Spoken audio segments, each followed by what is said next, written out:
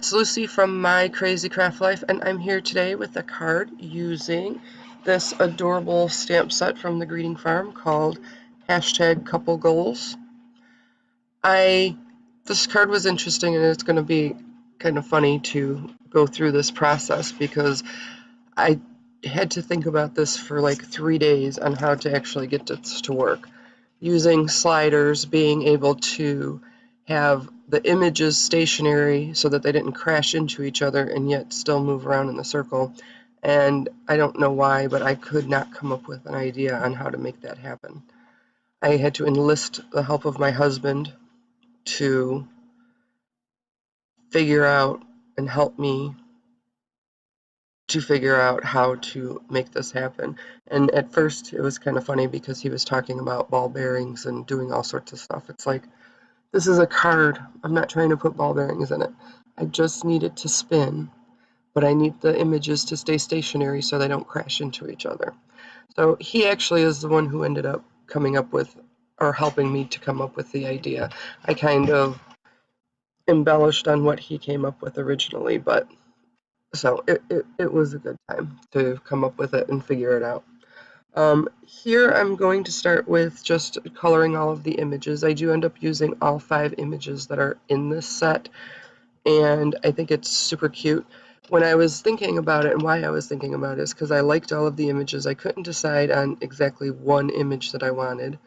I thought about making a scene, but since some seem like they're outside or they're walking around, and some have a scarf, and some are sitting on a couch, I couldn't figure out how I was going to be able to incorporate all of them. So as I thought about it, I said, I want to use all 5 images, and then that way I would be able to use all of the images. And what kind of got me to that point was the sentiment, "You're my everything," because I think all of the images are kind of cute and it kind of encompasses everything as part of the relationship goes and how things are with it. So I wanted that to kind of be in the center of it, and then the images around it, and that was kind of how I came up. So like I said, I just used Copics to do the coloring. I did some simple blends. These are some of the stuff in the images, I guess, is pretty tiny. And I just wanted to get the color on there and kind of have it bright and fun and figure out what I was doing from there. Now, one of the things to spin it, I ended up using a piece of plastic from a lid of something that I bought. And you know how they have those big plastic pieces on the top? I save all of that kind of stuff for my crafting, and a lot of times I don't end up using it. My husband argues with me all the time on why I'm saving all of this crap. So I actually got to use something that I saved that was technically garbage for this card, and I was kind of excited about that. So you will need something like that. I did try using acetate when I first started doing it because I thought that would work, but it was thin and I didn't want it to break because I had one that kind of broke as I was trying it out and trying to figure it out. So I wanted something that was going to be a little stronger. So that plastic, like I said, that you get when you purchase, something like I don't know, headphones and things like that with the thicker clear plastic, that's what I ended up using for it.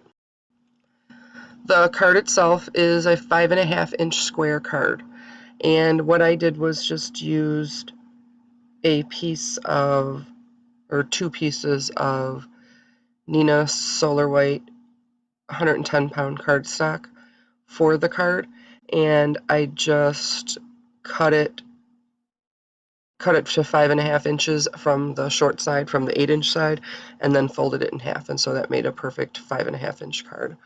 So after I finished coloring with the Copics, I cut it out with my Scan and Cut, and then I was just cutting out a little piece that was in between that the Scan and Cut didn't get.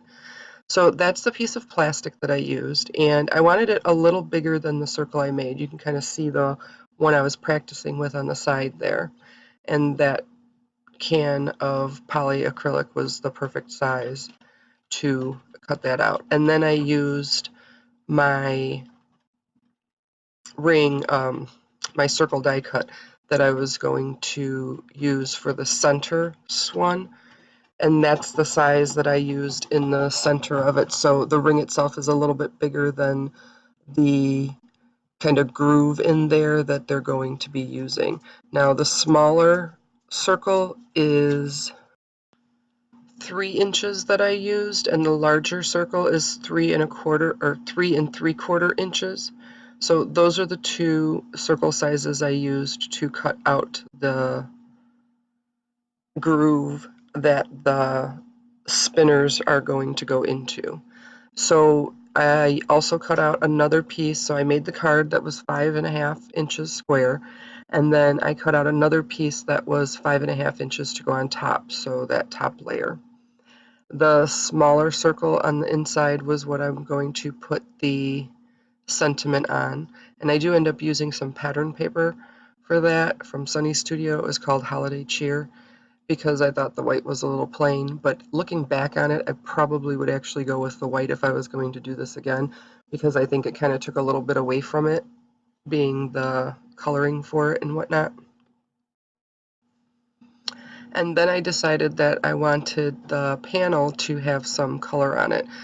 And so I got a stencil that I picked up from Hobby Lobby, I think, or Joann's, I'm not sure, for cheap. It was like $1.50. And I just used some Distress Oxide ink to put the color on there, and it's Squeezed Lemonade is the color. And so I just worked that around there, just like I said, to give it some extra color. Again, I wanted this to kind of be bright and cheery and fun with all of the little images and then the coloring, but I didn't want it to take too much away from the images. I wanted them to still be the focal point of everything. So once you kind of get that together, you have your ring, you have your circle in the center, then you're going to pop that panel up with some foam tape, and you want to make sure that you keep the tape away from that ring. You do not want it to touch the ring, because then it won't slide in a circle properly.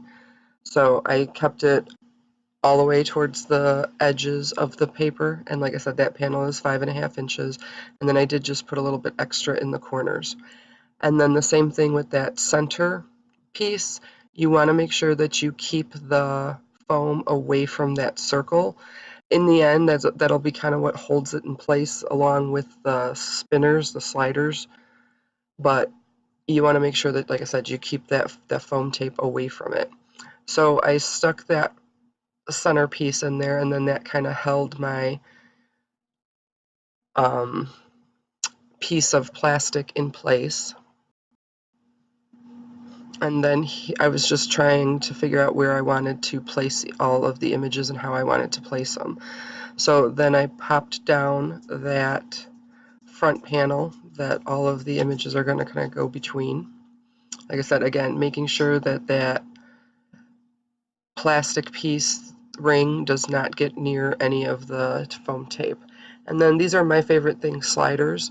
So I'm using 5 of them. I just kind of spaced them out because I wanted them to kind of be even across everything to make sure that they were around the same size. And then I'm going to glue them down. I use multi-medium matte glue. I like that it's a really strong adhesive to kind of hold that down. And you want to make sure that they are dry before you start playing with them, because I actually ended up moving some because I didn't want to wait because I was being impatient. And here I was just, like I said, figuring out how I wanted the images. I think too, if I would do this, that this is the actual way that I would make the images instead of the way I ended up doing them. I had them all facing down. And here again, I was just getting the sentiment that says, "You're my everything." And I wanted to kind of make sure that was right directly in the center. So I just put a little mark on there to kind of make sure that it was in the right spot. Since this was the first time that I used these images, I just wanted to kind of mark it off on there to make sure it stamped well. And like I said, when you have the card in front of you, you can read it pretty easily, but as you can see, I think the coloring just kind of takes away a little bit of it. And then there's a couple other little like sentiment stamps in there. One says "you plus me," and the other one is #couplegoals that I used. And I put kind of in the corner because I thought that was cute, where it said "you're my everything," and in one corner it said "you plus me #couplegoals." I thought the whole thing kind of worked well together. So I'm, like I said, doing my placement on where I want everything, and then I decided after I started doing it that I wanted to put something down to give it a little more stability with the images on the slider pieces. So I just cut out the smallest circle with the smallest circle die that I had, just kind of pop those on there, and then pop the images on top of those circles. And there I was just checking to make sure that it was going to actually cover everything, that the circles weren't going to pop out anywhere. And again, when you put this down there, you want to make sure that you let them dry, but again, you have to be careful not to have the glue leak off over into the sides of the panels, either the little circle one that has the sentiment or the larger panel. And you want to make sure that they kind of stay there in place. And then you're going to add your images to those, and again, let them dry, because you will see I don't. And I start playing with it too soon, and I moved some of them and had to go back and redo it, but it worked out fine. Well, like I said, I just think the card turned out super cute. Here it is after it actually is dry, spinning around, saying you're my everything. And that's it. That is the card that I made today. I hope everybody enjoyed it. I think it turned out really cute. I was really happy with it. And I want to thank everyone for joining me. So take care and have a great day.